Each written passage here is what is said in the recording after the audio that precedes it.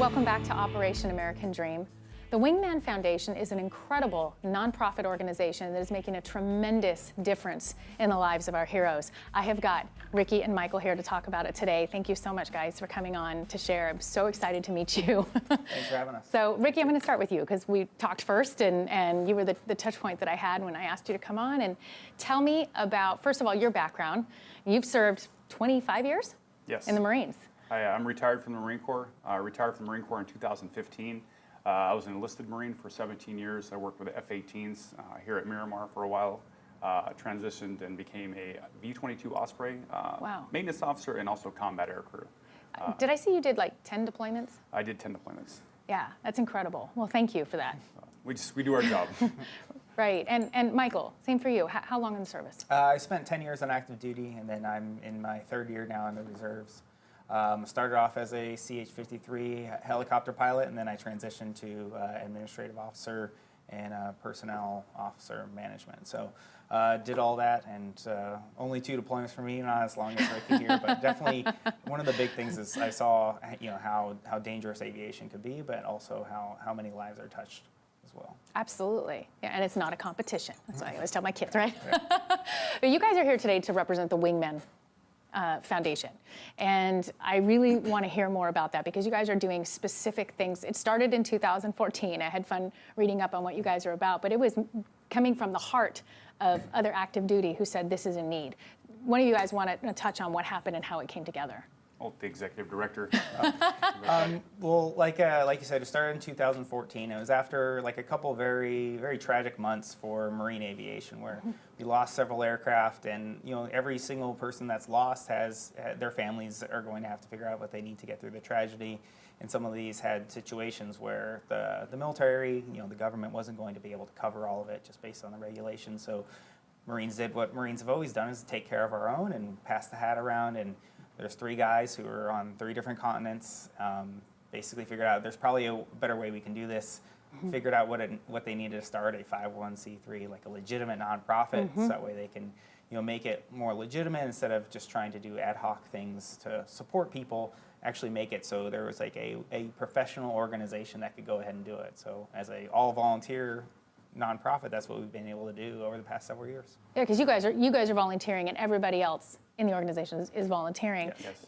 Basically, what happened is they saw that there was a gap there in needs not getting met, and where you're seeing that the families of your brothers and sisters in the service that are having needs not getting met. Yeah. What kind of needs specifically? What are you guys doing that you can see as, oh my gosh, this is making a difference? Look what we were just able to do. Give me some examples.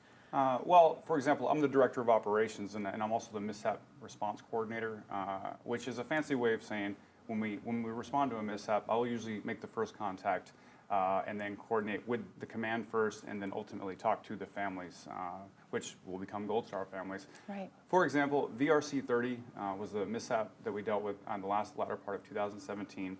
C2 COD, unfortunately, had to go into the ocean. There were 3 fallen at that point.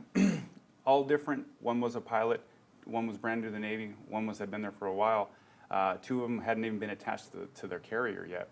A lot of logistics to be done at that point, and really what it comes down to is the Navy and the Marine Corps. They have a finite amount of money to support this type of stuff, but there's a lot of peripheral family members. We all have people that are not blood related that we call family. Sure. Well, they need to be given the opportunity to memorialize and to maybe even go see where this mishap occurred. We simply just take care of all of that. So if somebody approaches the Wingman Foundation and they're part of that mishap and they need either a airline ticket, a place to stay, or just help on how to memorialize their friends, we do it all. Those are logistics that most people don't think about, of realizing that was a need that was there. It's thousands and thousands of dollars instantly. Oh, sure.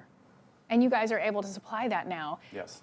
Being nonprofit, you guys are bringing all the funds in, and it's all going right back to this need because you're volunteering.